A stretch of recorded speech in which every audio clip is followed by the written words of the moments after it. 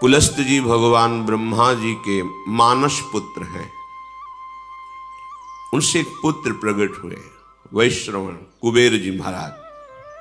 वो अपने पितामह ब्रह्मा की सेवा में लग गए तो पुलस्त जी के हृदय में असंतुष्टता पैदा हुई, हमारी आज्ञा का पालन नहीं कर रहा।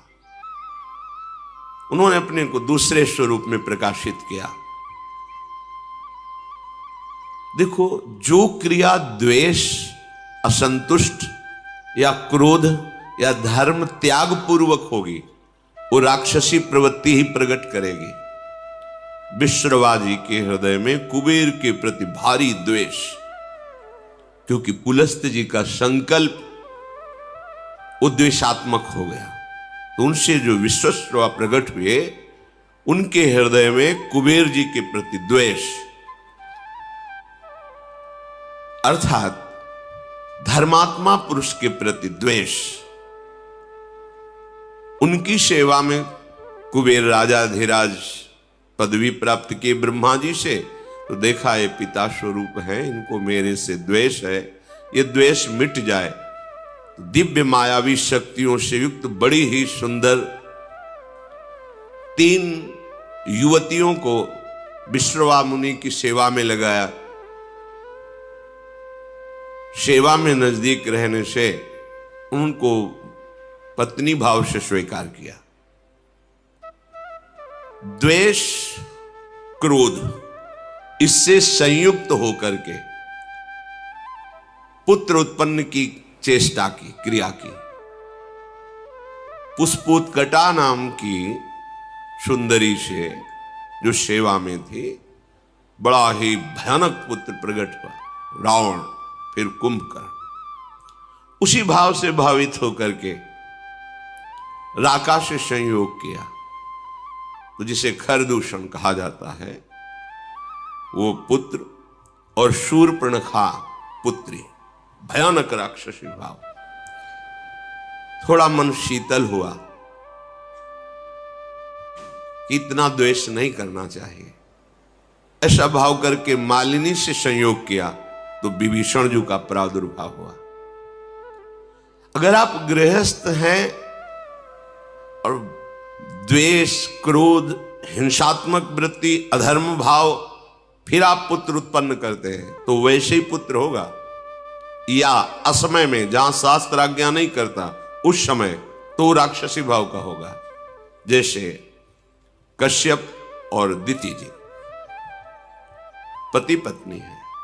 कश्यप जी 10,000 वर्ष तक तपस्या में ब्रह्मचर्य रहकर भगवद आराधना की। दिति जी उनकी सेवा में रहे। प्रसन्न हुए कश्यप, क्या चाहिए तुम्हें? उनका, भगवान आप हमारे प्राणनाथ पति हैं, एक पत्नी को अपने पति से क्या चाहिए? पुत्र, यही सौभाग्य है। तो उनका समय का इंतजार करो। उनका, नहीं भगवान, मेरे हृदय में इतनी वेदना हो रही है कि हमारी और बहनों की तो संतानें हैं, मेरे है नहीं। अब मैं समय का इंतजार नहीं, आपको इसी समय मुझे पुत्र प्रदान करना पड़ेगा। और इस तरह से वो अपनी भावना को प्रस्तुत किया, हठ किया। महापुरुषों से हठ नहीं करना चाहिए, उनकी रुचि पर छोड़ना चाहिए। पर वो अपनी रुचि का आरोप इस कोट से किया कि वो संध्या काल था, भगवान सूर्यास्ताचल को जा रहे, इस समय महापाप माना जाता है स्त्री संभोग। उन्होंने विवश होकर के फिर स्नान आदि किया और कहा कि तुम जानना चाहते हो तुम्हारा पुत्र कैसा होगा? घोर भगवद्रोही पैदा होगा, क्योंकि घोर समय था। दैत्य और दानवों का अधिपति होगा, साधु ब्रह्म ऋषि धर्म इसका नाश करेगा। कांप गई भगवान, ये तो मेरी चाह नहीं थी, ऐसा कैसे? तो उन्होंने कहा, तुम्हारी रुचि और समय इसके अनुसार ऐसा पुत्र होगा। चरणों में गिरे, भगवान ऐसा नहीं होना चाहिए, ऐसा तो होगा, पर अब तुम क्षमा मांग रहे हो, इसलिए तुम्हारा पौत्र भगवान का महान भागवत होगा। तो तो ये हिरणाक्ष और हिरण्यकश्यप के रूप में प्रकट हुए और श्री प्रहलाद जी उनके कुल को पावन करने वाले प्रकट हुए। संतानोत्पत्ति एक भगवान की पूजा रूप एक क्रिया है, ये कोई ऐसी साधारण नहीं है। आप अगर संयम से रहकर पवित्र होकर भगवान को प्रणाम करके उनकी आज्ञा का पालन करने के लिए उनकी सृष्टि विस्तार रूपी पूजा उनका स्मरण करते हुए, तो निश्चित महाभागवत पुत्र होगा, देशभक्त होगा, बलवान होगा, विद्वान होगा।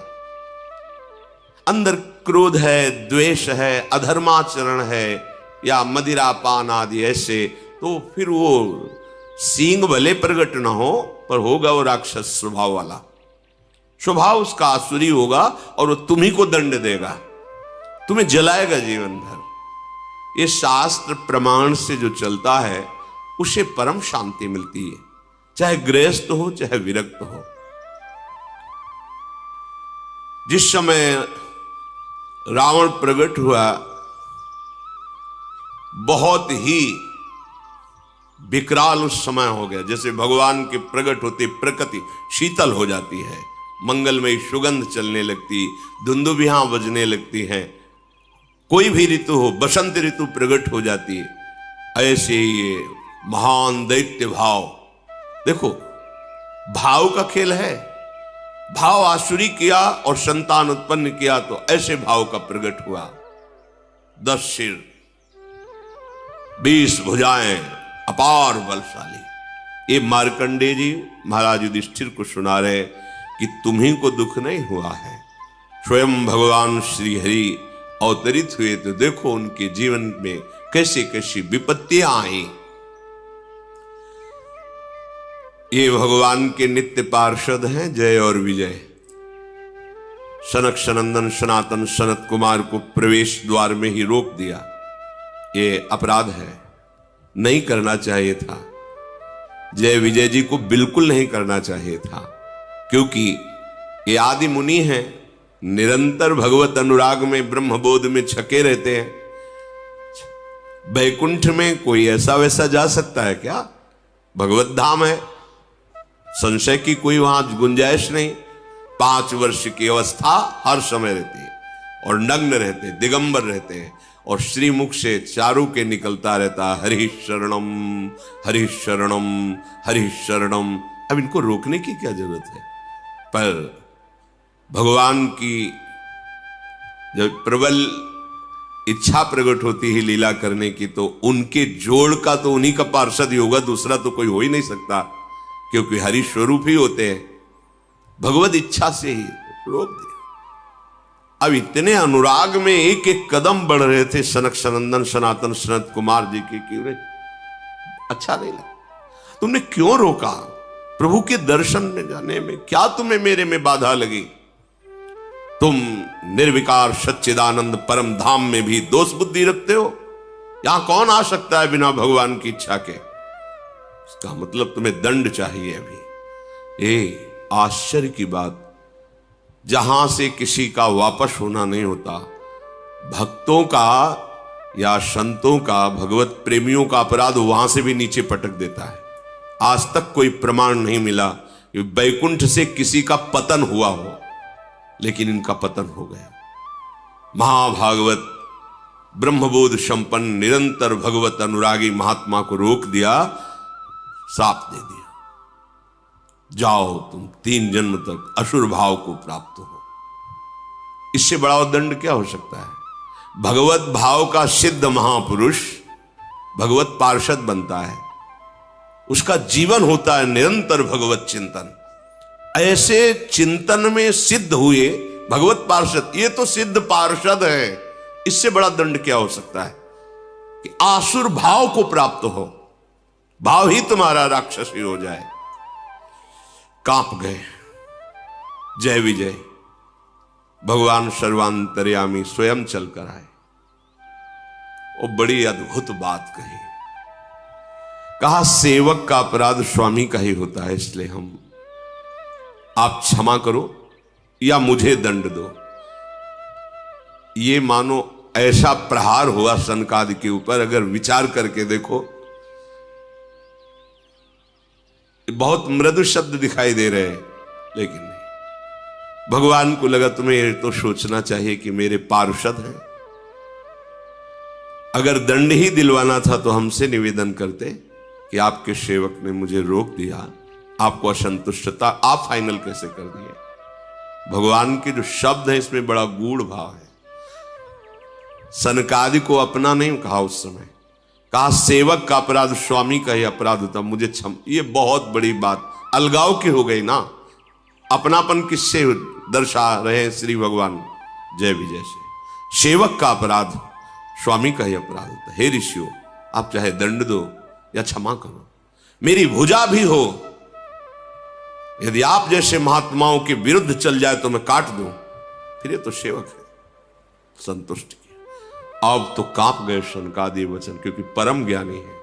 बार बार भगवान के चरणों में प्रणत हो रहे हैं, प्रभु आप कहे तो शाप मिथ्या हो जाए। पर नहीं, मेरी इच्छा से है ऐसा। और जय विजय से कहा तुम चिंता मत करो, आसुर भाव रहेगा पर तुम्हारे कल्याण के लिए मैं स्वयं अवतरित होऊंगा, स्वयं अवतरित, तुम चिंता मत करो। जय विजय ने तो 3 जन्म लिए, पर भगवान ने 4 जन्म लिए। रावण कुंभकर्ण रूप में जब ये पधारे तो भगवान श्री राम रूप में, वो तो अंश में चतुर्व्यूह स्वरूप से प्रकट हुए। हिरण्यकश्यप हिरणाक्ष के लिए भगवान नरसिंह और वाराह, और शिशुपाल दंतवत भगवान श्री कृष्ण, 4 अवतार। राम, नरसिंह, वराह और हरि श्री कृष्ण, 4 अवतार भगवान ने लिए। हर चरित्र से हमें शिक्षा मिलती है। यदि हमें रोका जा रहा है तो हम श्रद्धा लेकर के आए हैं, हमें रुक जाना चाहिए।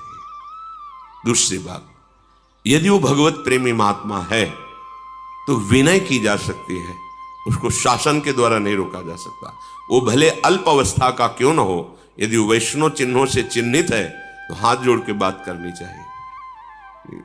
अगर आप कुछ क्षण यहां विराजमान हुए, अभी मैं आपको विनय पूर्वक, शासन नहीं, पार्षद हैं भगवान के, वो सामने महान ऋषि हैं, विनय की जा सकती है। हमको एक एक आचरण की शिक्षा मिलती है, हर चरित्र से, हर चरित्र से। अब ये भगवान के पार्षद आसुर भाव को प्राप्त हुए, इनकी जोड़ का कौन हो सकता है। तो 10 सिर ताही 20 भुज दंडा, रावण नाम वीर बरी बंडा। बड़ा ही प्रचंड सामर्थ्यशाली रावण, जिसके 10 सिर, और ऐसा नहीं था कि भयानक लगता हो, 10 सिर होते हुए भी बड़ा सुंदर था। भगवत पार्षद है, सुंदर था। ऐसा नहीं कि उसके देखने में कुरूपता झलकती हो, जिसके 10 खोपड़ी हो वो अलग ही नहीं लगेगा, ऐसा नहीं था। और 20 भुजा, महान बलशाली, प्रचंड शूरवीर। और दूसरा, भूप अनुज हरि मर्दन नामा, भयो सुकुंभ करन बलधामा। मानो हिमालय ही पैदा हो गया हो, पुष्पोत कटा के गर्भ से, ऐसा विशाल काय स्वरूप। और आहार, ये छोटे मोटे निशाचरों की बात अभी आप सुनी थी। वो बक नाम का निशाचर जो एक चक्रा नगरी में जब पांडव रुके हुए थे तो ब्राह्मण की बारी आई थी, तो वो बता रहा था 200 भैंसे, 1 छकड़ा भोजन, और 1 आदमी, जैसे हरी मिर्च 1 चाहिए तो 1 आदमी उस परिवार से जाएगा। रोज उसके लिए अलग अलग नगर से एक एक घर से जाता था। 200 भैंसे, 200 भैंसे कितने, 1 छकड़ा भोजन और 1 आदमी हरी मिर्ची की तरह स्वाद लेने के लिए। वो आदमी खाएगा, 200 भैंसे खाएगा, 1 छकड़ा, ये उसका रोज का आहार था। ये छोटे मोटे राक्षसों की बात है। कुंभकर्ण का आहार क्या था? अनगिनती, मतलब महीनों से व्यवस्था होती थी। अपराधी मनुष्यों को पकड़ के गौ भैंसे नाना प्रकार का आहार, ऐसे जैसे गौशाला खोली जाती ना, ऐसे उसके आहार की व्यवस्था होती। आहार कर, भयानक आहार करने वाला, मतलब विश्व को अब चाट जाए ऐसा उसका उदर आहार करने भयंकर बलशाली मालिनी जी के गर्भ से प्रकट हुए महाभागवत विभीषण जी। देखो चिंतन का प्रभाव पड़ा है, अंदर चिंतन हुआ मैं द्वेष कर रहा हूं नहीं, और शांत भाव से तो श्री विभीषण जी का प्रादुर्भाव, माता पिता की वृत्ति जिस समय संतानोत्पत्ति की भावना से संयोग कर रहे हो उसी का परिणाम संतान पर पड़ेगा। ये बहुत बड़ी पूजा है, बहुत सावधानी रखनी चाहिए। इसे ये नहीं समझना चाहिए कि हम वासना की तृप्ति के लिए ऐसा कह रहे हैं, नहीं। पहले हर महापुरुष कुछ समय तक ब्रह्मचर्य रहकर साधन करके गुरुजनों को प्रणाम करके दिक्पाल दिशाओं को प्रणाम करके फिर संतान उत्पत्ति हो, धीर वीर गंभीर विवेकवान ऐसे पुत्र प्रकट होते। भयो विमात्र बंधु लघुताशु, मालिनी जी के गर्भ से विभीषण जी प्रकट हुए और राका के गर्भ से खर और शूर्पणखा। शूर्पणखा ऐसी वैसी राक्षसी नहीं थी, अगर देवलोक में चली जाए तो कोई भी देवता सामने नहीं आता था, इतनी बलवान थी, कोई साधारण राक्षसी नहीं।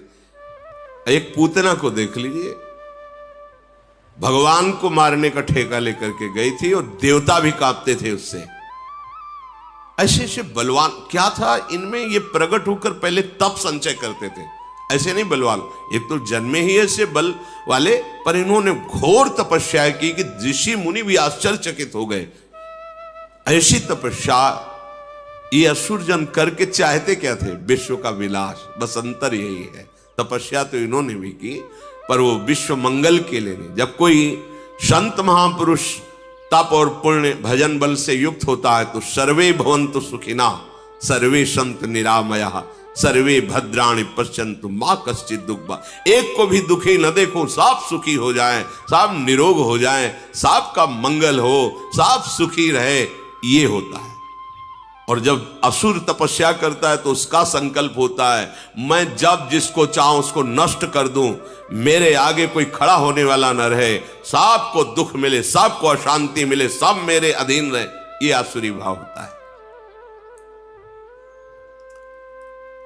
अब जब वो प्रकट हुए तो उनका परिकर भी प्रकट हुआ। काम रूप खल जिनस अनेका कुटिल भयंकर विगत विवेका। विवेक रहित कुटिल स्वभाव भयंकर आचरण, ऐसे राक्षसों का प्रादुर्भाव हुआ। कृपा रहित हिंसक सब पापी बरनी न जाहि विश्व परितापी। विश्व को दुख देने वाले ये पापी ऐसे प्रकट हुए कि इनका तेज इनका बल सारे संसार को पीड़ा पहुंचा दे। ये भगवान के विरोध में प्रकट होने वाला परिकर है, इसलिए इसका पहले गान किया गया है। देखो एक इसमें इस चरित्र से भाव मिल रहा है कि अगर जुड़े हमारा जो भी भाव है और भगवान से जुड़ जाए तो उसका मंगल हो जाता है। और निशाचर स्वभाव, पापी स्वभाव, कहीं किसी पर कोई भी दया कृपा नहीं, केवल हिंसा वृत्ति। यद्यपि महान कुल में प्रकट हुए पुलस्त ऋषि के, पुलस्त ऋषि के ही तो भगवान ब्रह्मा से पुलस्त ऋषि, पुलस्त ऋषि से विश्वश्रवा, उससे ये बिल्कुल नजदीक, पर इनका स्वभाव घोर दैत्य स्वभाव, आसुरी स्वभाव। अब इन तीनों ने विचार किया कि सबसे पहला कार्य करना चाहिए भगवान को प्रसन्न करना, भगवान ब्रह्मा, और ऐसा अमरत्व प्राप्त किया जाए कोई मुझे मार न सके। कीन विविध तप तीनहु भाई परम उग्र नहीं बरनी सो जाई। तीनों ने खान पान विश्राम सब त्याग करके कठोर तपस्या। हिरण्यकश्यप ने तो ऐसी तपस्या की कि ब्रह्मा जी को दिव्य दृष्टि से देखना पड़ा कि है कहां हिरण्यकश्यप। बांबी जम गई थी, घास जम गई थी, निरंतर ब्रह्माकार वृत्ति, ब्रह्मा जी के चिंतन में, ब्रह्म मंत्र से संबंधित। देखो यहां भी शिक्षा मिलती है, अगर कहीं भी विजय प्राप्त करनी है तो आपको तपस्या करनी पड़ेगी। आपको भजन करना पड़ेगा, आपको मंत्रानुष्ठान करना पड़ेगा। और यहां अनुष्ठान धर्माचरण का होता, चाहते हैं उन्नति, विजय, पद, प्रतिष्ठा, यश, कीर्ति, यह दैत्य भाव है, फिर भी कठोर तप कर रहे। पहले जहां भी देखा है किसी भी दैत्य की उन्नति, वो तपस्या के पीछे शुंद की बात बताई थी। भगवान ब्रह्मा जी को तप के द्वारा प्रसन्न किया। अब इतना तप किया कि विवश होकर ब्रह्मा जी को सामने आना पड़ा। मंत्र में बड़ी सामर्थ्य है। उठो पुत्रो, तुम्हारी तपस्या पूर्ण हुई, मैं प्रसन्न हूं, क्या चाहिए तुम्हें? तब रावण ने आंख खोली, देखा भगवान ब्रह्मा जी विराजमान है। करी बिनती पद गही 10 सीसा, बोल्यो बचन सुनहु जगदीशा। प्रणाम किया, हाथ जोड़कर कहा, हे जगत के ईश्वर भगवान ब्रह्मा जी, मैं अमर हो जाऊं। मार्कंडेय जी महाभारत में कहते, उसने कहा मैं अमर हो जाऊं। उनका असंभव, यह वरदान नहीं दे सकता, क्योंकि वो मन की बात जानते थे कि आसुर भाव को प्राप्त है, अमर हो गया तो त्राहिमाम मच जाएगा। कहा नहीं, अमर नहीं, और कुछ मांग सकते, एक शब्द केवल हटा दो अमर, फिर और जो चाहो मांग लो तो ठीक है। हम काहू के मरही न मारे, बानर मनुज जाति दुई बारे। हम फिर तुम्हारे द्वारा बनाए हुए ऋषि मुनि अस्त्र शास्त्र महात्मा किसी से न मानो। ये मनुष्य और बानर तो हमारे आहार हैं, बस इनके लिए हमें वरदान की जरूरत नहीं तुम्हारी। ब्रह्मा जी का बस थोड़ा तो हमें रास्ता चाहिए। ऐसे हिरण्यकश्यप ने मांगा, अमर हो जाऊं, असंभव, ये नहीं दे सकता। फिर तुम्हारी सृष्टि के बनाए हुए किसी भी मनुष्य से, किसी से, तो सृष्टि में बनाया हुआ कोई मनुष्य, अस्त्र शास्त्र मंत्र कुछ भी जो ब्रह्मा का बनाया हुआ है, उससे न मरो। तो वही अमृत तो समझ गया कि हम, ब्रह्मा जी ने कहा हाँ ये तो दे देंगे, रास्ता निकलना चाहिए। भगवान ने ऐसा रूप रखा जो ब्रह्मा ने कोई बनाया ही नहीं, नरसिंह, फाड़ को फेंक दिया है। ऐसे बुद्धि, ये मनुष्य क्या है, हमारे आहार हैं नर बानर पशु, इनके लिए तुम्हें वरदान की आवश्यकता नहीं है देने की। हाँ, और आपके किसी भी बनाए हुए दैवी शक्ति, देवता आदि लोकपाल, कोई अस्त्र शस्त्र। ब्रह्मा जी ने कहा, एवमस्तु तुम बड़ तप कीन्हा। उसी समय साक्षी देने के लिए भगवान शंकर भी आ गए। मैं ब्रह्मा मिलिते ही वर दीन्हा। महादेव जी ब्रह्मा जी, तथास्तु, ऐसा ही हो। फिर देखा पहाड़, कुंभकर्ण। ब्रह्मा जी ने कहा, बहुत होश में इसको वरदान देना पड़ेगा। अगर ये पूरे दिन आहार करेगा तो जितना हम सृष्टि रचा है सब चौपट हो जाएगा। पुनि प्रभु कुंभकर्ण पै गयऊ, तेहि बिलो की मन विषमय भयऊ। जो यही खल नित करब आहारू, होई सब उजारी संसारू। अगर ये बराबर जागता रहा तो पूरी सृष्टि को उजाड़ देगा। सरस्वती को याद किया, अब बैठो इसकी जबान पर। कहा, बेटा तुम मांगो, तुम्हारी क्या इच्छा है? उसने पहले ही सोचा था कि सीधे इंद्रासन, त्रिभुवनपति बनकर के रहूंगा, सारी सृष्टि हमारे अधीन रहेगी। बोलना चाह रहा है इंद्रासन, निद्रासन। सरस्वती जी बैठी हुई। ब्रह्मा जी ने कहा, तथास्तु। 6 महीने में एक बार जगेगा और दिन भर आहार करेगा, फिर हो जाएगा 6 महीने का। सारद पेरी तासुमति फेरी, मांग सी नींद मास सटकेरी। एक बार 6 महीने सोना, फिर जग के आहार करना, फिर 6 महीने के लिए ब्रह्मा जी ने कहा तथा, यह है तपस्या का फल। उसे ज्यादातर ऐसे ही मांगते हैं कि खुद चक्क सोने को मिले और खाने को मिले, ये आसुरी स्वभाव है। अब दृष्टि पड़ी विभीषण जी पर।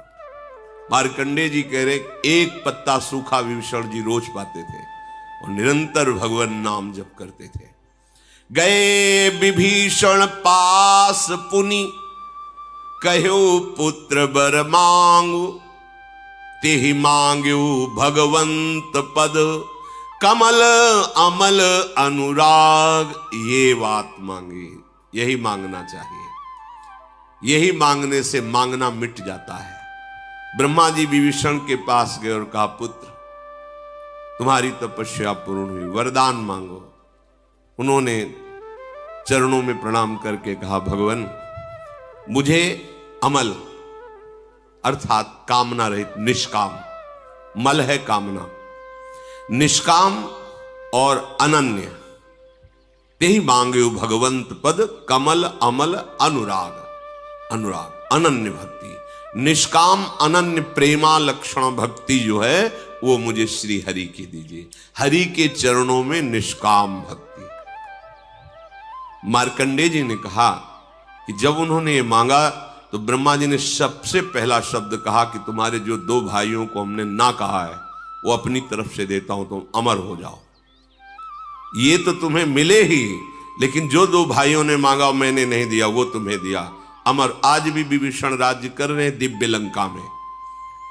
पीछे चूंकि उस प्रसंग पे नहीं जाना था, तो जब दिग्विजय कर रहे थे राजसूय यज्ञ के लिए पांडव, तो उस समय घटोत्कच की पीठ में बैठकर समुद्र पार किया था।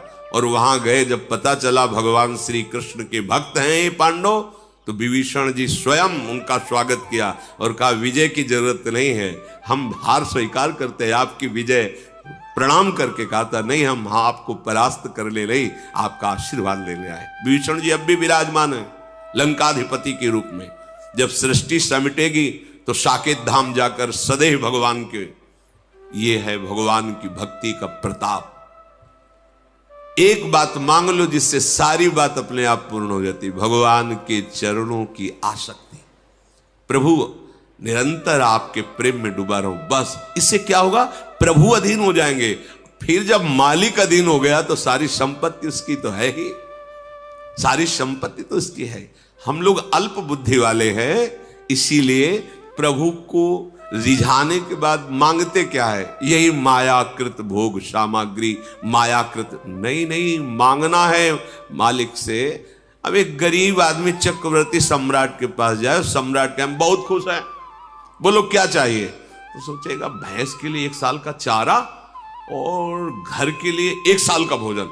महाराज हमारे पशु के लिए चारा और हम लोग के लिए 1 साल, तो उसके लिए मजाक की बात होगी। अरे तुम मांग लेता तो गांव का गांव, नगर का नगर वो दे देता, आज जीवन की व्यवस्था कर देता। पर उसकी हिम्मत नहीं मांगने की, वो अपनी सामर्थ्य के अनुसार मांगता है। इसलिए सच्ची बात यह है कि मांगना भी भगवान के ऊपर छोड़ दे, हमें मांगना भी नहीं आता। अगर वो ऐसा कह दे गरीब आदमी चक्रवर्ती सम्राट से कि महाराज मुझे नहीं पता कि मुझे क्या चाहिए, आप दे दो, तो जो वो देगा वो अपनी सामर्थ्य के अनुसार देगा, वो निहाल हो जाएगा। ऐसे ही चतुर सुजान भक्त मांगते भी नहीं। जैसे प्रभु कहते हैं कि हाँ क्या चाहिए, तो बोले आप जान लो आपको क्या देना है हमें, तो वो भगवान अपना सानिध्य देंगे, अपने धाम में अपने समान सुख प्रदान करने वाला वैभव उसको प्रदान करते हैं। भगवान से ना मांगने पर विशेष लाभ है, मांगने पर तो हमारी सोच बहुत छोटी है, पता नहीं क्या मांग ले, और उनके ऊपर छोड़ दो। सुदामा जी ने मांगा था क्या, नहीं मांगा ना, चले काहे के लिए थे। पत्नी ने प्रेरणा यही की थी कि मित्र हैं कुछ तो दे ही देंगे, बच्चों का उदर पोषण करने की व्यवस्था तो हो ही जाएगी।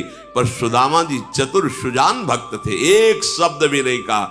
अच्छा मित्र चलते हैं, तो बोले कपड़े जो नए पहने हुए इनको उतार दो, नहीं रास्ते में चोर परेशान करेंगे।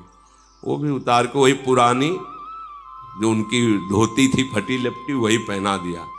सुदामा जी ने सोचा कि अच्छा किया, अच्छा किया। अब पत्नी को समझाएंगे जाके कि बहुत जो है तू, जाओ जाओ मित्र हैं दे देंगे, कपड़ा भी उतरवा लिए अपने पहनाएंगे। अब भगवान ऐसे हाँ चल, तो सोचा 2-4 असरफी तो होंगी मुट्ठी में, ये तो जानते ही घर की हालत की, खाने को भी नहीं। भगवान ने कहा इधर से जब आप जाना तो उधर से मुड़ जाना। बोले वो तो हम जानते, मुड़ जाएंगे आप, पता है। और रास्ते में सोच रहे कि कितने श्री कृष्ण हमारे कृपालु हैं, नहीं दिया कि दरिद्र ब्राह्मण के ऐसा ना हो ईश्वरी पाकर मुझे भूल जाए, मेरा मित्र कितना कृपालु है। और जब आए तो उनको लगा कि मैं लौट के द्वारिकापुरी ही आ गया क्या। ऐसी सुदामापुरी रची, भगवान ने 2 लोक की संपत्ति भेज दी उनके यहां। तो हमारे दाता ऐसे उदार हैं कि इनसे मांगो ना तो बड़े लाभ में रहोगे, मांगोगे तो फिर थोड़ा घाटा रहेगा। इतने बड़े मालिक से तुम मांग ही नहीं सकते जो मांगना चाहिए। ये विभीषण जी ने मांगा, कहा तेहि मांग्यो भगवंत पद, कमल अमल अनुराग। अमल माने निष्काम होता है, कामना ही मल है। मुझे अपने प्रभु से कोई कामना न हो और मैं निरंतर उनके प्रेम में डूबा रहूं, ऐसा मुझे वरदान दीजिए। तिन्हि देई बर ब्रह्म सिधाए, हर्षित ते अपने गृह आए। मैं तनुजा मंदोदरी नामा, परम सुंदरी नारी ललामा। वरदान प्राप्त हो गया है। ब्रह्मा जी तो अंतर्धान हो गए। ये तीनों महान आनंद से युक्त होकर के मैदानों की मंदोदरी नाम की बड़ी ही विवेकपूर्ण उनकी कन्या थी, बहुत ही सुंदर और विवेकवान थी। विवेकवान होना बहुत कठिन होता है। परम सुंदरी। रावण ने मैदानों को आदेश किया अपनी कन्या से मेरा ये सौभाग्य। जगह जगह पर सावधान करती, प्रीतम आप गलत कर रहे हैं, बार बार वो मानता नहीं था। मंदोदरी बहुत ही ज्ञानवान थी, बहुत ही ज्ञानवान थी।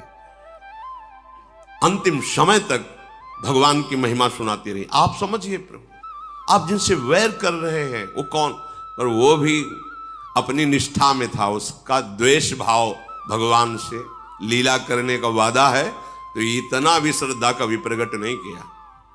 जहां कोई भगवान की श्रद्धा की बात करता उसको वही माल्यवान से कहा तुम पूज्य हो और बूढ़े हो इसलिए बख्श रहा हूं। बस भाव तो हमें लगता है कि जो भाव अपने को दे भगवान, उसमें बिल्कुल निष्ठा युक्त हो जाना चाहिए। द्वेष भाव से भजा तो ऐसा भजा कि कहीं कलंक नहीं लगने दिया द्वेष भाव में। पूरा का पूरा जीवन भगवान के चिंतन में, पर द्वेष भाव से। अब विवाह हो गया, पता चला कि महाराज कुबेर राजाधिराज लंकापुरी में विराजमान है। द्वेष था ही पिता के ही हृदय में, तो पहला काम किया लंकापुरी पर चढ़ाई की, जो कुबेर की राजधानी थी। अब अपार बल से संयुक्त, देर न लगी, कुबेर जी को भागना पड़ा। लंका छोड़ करके जितने यक्ष राक्षस निशाचर कुबेर पक्ष के थे सब कोई थे इनके सामने घुटने टेके तो उनको महल दे दिया, रहो यहीं रहो। और लंका अपनी राजधानी रावण ने निश्चित की, और जबरदस्ती उनका दिव्य विमान जो मिला था राजाधिराज कुबेर जी को, पुष्पक विमान को छीन लिया।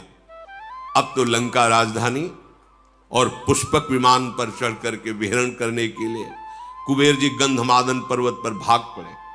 ब्रह्मा जी से स्तवन किया। ब्रह्मा जी ने कहा कि किसी की सामर्थ्य नहीं है, इसे कोई अब त्रास कर सके किसी के साये।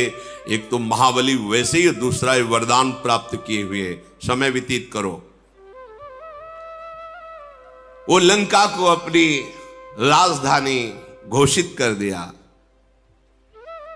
खाई सिंधु गंभीर अति चारिहु दिस फिर आओ, कनक कोट मनि खचित दृढ़ बरनी न जाई बनाओ। त्रिभुवन के जो धनाध्यक्ष है उनकी राजधानी स्वर्णिम लंका, आसपास समुद्र, खाई का काम कर रहा था। हरि पेरित जही कलप जोई जात धान पति होई, शूर प्रतापी अतुल बल दल समेत बस सोई। ये बहुत ही तेजोमयी लंका है। जब कभी भगवान का अवतार होता है तो कुबेराधिपति पर जो होता है वो वहां की राजधानी संभालता है, पर जो भगवान से द्वेष करने वाली लीला में असुर सम्मिलित होते वो उसको अपनी राजधानी छीन कर बनाते हैं। अब जितने जितने बड़े बड़े राक्षस थे वो सब आकर के रावण की शरण में हो गए। रहे तहां निश्चर भट भारे, ते सब सुरन समर संघारे। अब तहां रहीं शक्र के पेरे, रक्षक कोटि जक्षपति केरे। जहां जहां जो जो बलवान दिखाई देता, जहां सुनता रावण की अमुक जगह अमुक बलवान, 10 मुख कतऊ खबर सिपाही, सेन साजगढ़ घेर सिजाई। जहां सुना उसी को परास्त कर दिया।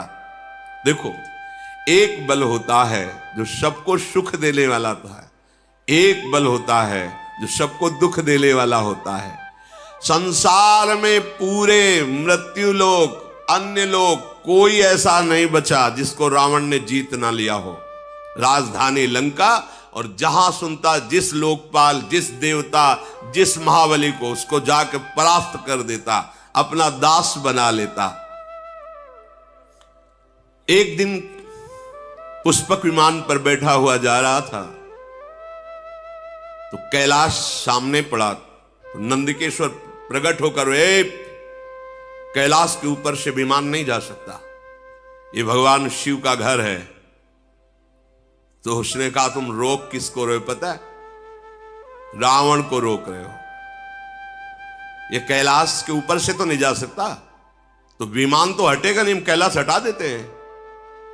उतरा विमान से, कौतुक कहीं कैलाश पुनि लीन्हे सिजाई उठाई, मनो तौल निज बाहुबल चला बहुत सुख पाई। उमा सहित भगवान महादेव गण सहित पूरे कैलाश पर्वत को भुजाओं से, 20 भुजा पर वो वरदानी है। महादेव जी मुस्कुराए। नंदिकेश्वर ने कहा, प्रभु मुस्कुराने का समय नहीं है, अगर आप इतना छूट दे दिए तो कोई इस कैलाश की महिमा को नहीं समझेगा। भगवान ने कहा कि हम तो केवल इसके वरदान की रक्षा के लिए कि किसी पर भी विजय प्राप्त करता है, इसलिए। नहीं, तुम देखना चाहते हो कैलाश उठा सकता है? एक अंगूठा ऐसे रखा तो जैसे पत्थर के नीचे मेढक दब जाए ना, ऐसे वैसे तो कैलाश उठा लिया। पर जब नंदिकेश्वर ने प्रार्थना की कि प्रभु आप, तो भगवान ने कहा, हम तो ब्रह्मा के वर की पूर्ति के लिए ऐसा, इसलिए। नहीं तो देखना चाहते हो कैलाश उठा सकता है? ऐसे अंगूठा रखा, पर वो भारी विद्वान भी है, पुलस्त ऋषि का। तो जो तांडव आज भी गाया जाता है, जहां शिव पूजन होता, जटाटवी गल ज्वल प्रवाह पावित स्थले, गले लंब लंबिताम भुजंग तुंग मालिकाम, डम डम डम निनाद डमर वयम, चकार चंड तांडवम तनो तुनः शिवा शिवम जटा कटा सब भ्रमम समम। जो पूरा तांडव जे ही गाया, भगवान से प्रसन्न हो गए। ऐसा तांडव स्तोत्र है कि निश्चित भगवान से प्रसन्न, भगवान शिव प्रसन्न हुए, दर्शन दिए, साष्टांग प्रणाम बोले, आज से मैं आपको अपना आराध्य देव मानकर गुरु स्वरूप स्वीकार करता हूं। सदैव आप हमारी रक्षा करना और मैं आपकी आराधना में सदैव लगा रहूंगा। रावण ने विनय करके विमान स्वैट से निकाला। अब आग कैलाश की ऐसी महिमा है, कोई कैलाश के ऊपर से वाहन से नहीं निकल सकता। भगवान शिव का कोई भी देवता, कोई भी यक्ष गंधर्व कैलाश के साथ प्रणाम करके, वो भगवान शिव का महल है। महल क्या है? बरगद के नीचे। बरगद जानते हो कितना? 60,000 योजन, 60,000 योजन की डाले। 6 ऋतुएं उस बरगद के नीचे हैं। इधर वर्षा ऋतु हो रही तो इधर शीतलता, इधर ग्रीष्म ऋतु, इधर बसंत ऋतु, सब ऋतुएं उसी बरबट वृक्ष के नीचे। भगवान शिव का आसन 88 हजार वर्ष की महाराज समाधि लगाते हैं। भगवान के अनन्य भक्त हैं। अब जैसे जैसे उसकी सब सेना बढ़ती जा रही है, परिवार बढ़ता जा रहा है, बल बढ़ता जा रहा है, सब बड़ाई, कोई ऐसा नहीं बचा जो रावण के आगे सर न झुकाता हो। एक दिन जगता था, बकाया सोता रहता कुंभ, और जिस दिन जगता था तो जो बड़ा काम होता था सौंप दिया जाता था। भोजन पाओ, अपना आहार करो और जाओ उस पर विजय प्राप्त करो। उसको ये थोड़ी होता था कि जाके कुछ युद्ध करना पड़े। खड़ा हो जाता था, लंबी श्वास लेता था तो सेना का सेना अंदर चली जाती थी। रामादल युद्ध में जब वर्णन उसका हुआ है तो वो ऐसे मुख में ऐसे 1000 के 1000 सैनिक चले जाते, रीक्ष बानर, और कान से निकल आते मुंह से। अब कान कोई ऐसे छोटा बुदा छेद थोड़ी है, बड़ा भारी दरवाजा समझो, मुंह से निकले कान से, ऐसा उसको बड़ा विकराल स्वरूप। करई पाल सोई सटमासा जागत होई तिहु पुरनासा। जिस दिन जगता था तो हाहाकार मच जाता, बस मतलब स्वाहा स्वाहा, जैसे छुहारा नहीं छा, हाँ ऐसे दाल चबा के सब ऐसे इतना आहार करने। ये भगवान के पार्षद हैं। बिगड़ गई तो देखो कैसे आए। इसलिए एक अपराध ऐसा है, वैष्णव अपराध, संत अपराध, गुरु अपराध, ये किसी को नहीं बख्शता है। भगवत धाम से भी वापस ला दिया, ये बड़े आश्चर्य की बात। अगर ये प्रतिदिन आहार करता तो विश्व में कोई नहीं बचता। इसके बल की कोई माप नहीं है, कुंभकर्ण के बल की कोई माप नहीं कि इतना बलवान है वो। अब रावण के पुत्र प्रकट हुआ, ज्येष्ठ पुत्र वारिदनाद अर्थात मेघनाद। ये ऐसा योद्धा है कि अकेले स्वर्ग में जाकर देवराज इंद्र को जैसे कोई चिड़िया को पिंजड़े में बंद करके लाए, वैसे दशानन के सामने डाल दिया कर देवराज इंद्र को परास्त करके मेघनाद में। जिसका बेटा ऐसा बलवान, खुद बलवान, भाई ऐसा बलवान, सैनिक उसके ऐसे बलवान, और उसके अहंकार का ठिकाना रहेगा क्या?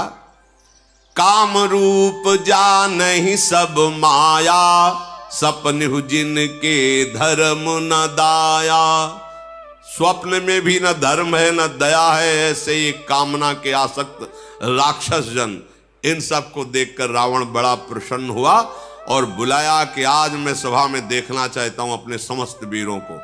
देखा एक से एक नरांतक, एक से एक महान बलवान दैत्य, बहुत प्रसन्न हुआ।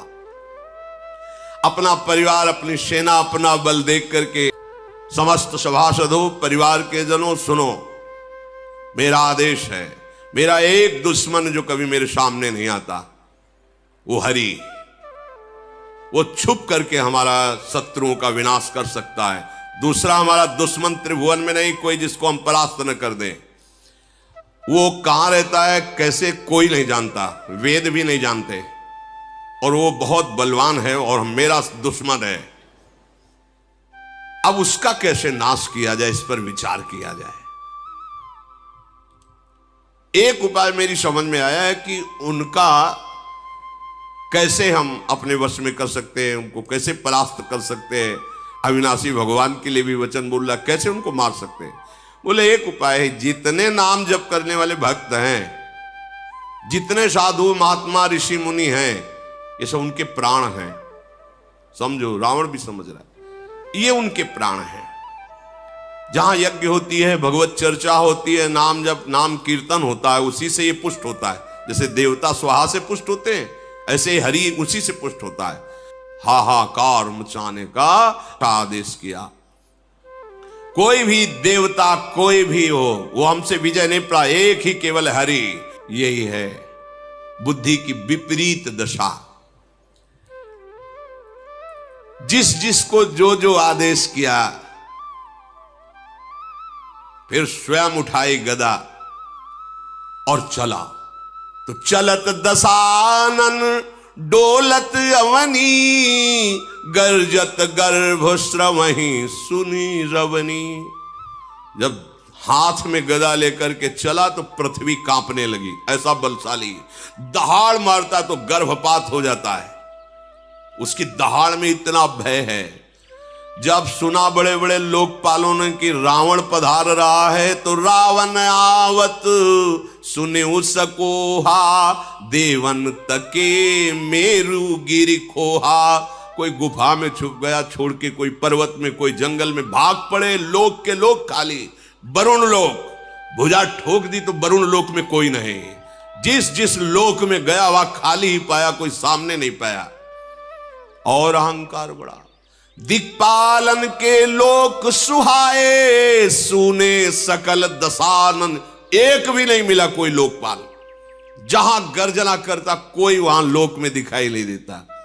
सुन लो, भगवत विमुख कितना भी बलवान और तपस्वी हो, कभी शांति और सुख को प्राप्त नहीं हो। इनसे बड़ा कोई बलवान होगा क्या? पुनि पुनि सिंहनाद करी भारी, दे देवतन गारी पचारी। जिस लोक में जाए गाली देता, अशुद्ध शब्द बोलता, कोई सामने नहीं, सब खाली। रन मद मत फिरई जग धावा, प्रतिभट खोजत कतहु न पावा। कोई युद्ध करने के लिए तैयार नहीं, जहां जाता है सब खाली हो जाता है। रवि शशि पवन वरुण धन धारी, अग्नि काल जम सब अधिकारी। देखो, इतना बड़ा बलवान रावण जब सूर्यलोक, चंद्रलोक, वायुलोक, वरुण लोक, कुबेर लोक, अग्नि, काल, यमराज सबको अपने अधीन कर लिया, क्योंकि कोई मार नहीं सकता। भगवान ब्रह्मा जी का वरदान, किन्नर सिद्ध मनुज सुर नागा, हठ सब ही के पंथ लागा। ब्रह्म सृष्टि जहां लघु तनुधारी, 10 मुख बस बरती नर नारी। जितना ब्रह्मा का रचा हुआ है, कोई भी ऐसा नहीं जो रावण के अधीन न हो, रो न रहा हो। इसीलिए इसका नाम रावण पड़ा, सबको रुलाने वाला। भुजबल विश्व बस्य करी, राखे को न स्वतंत्र। मंडलीक मनि रावण राज करई, निज मंत्र अपनी इच्छा के अनुसार।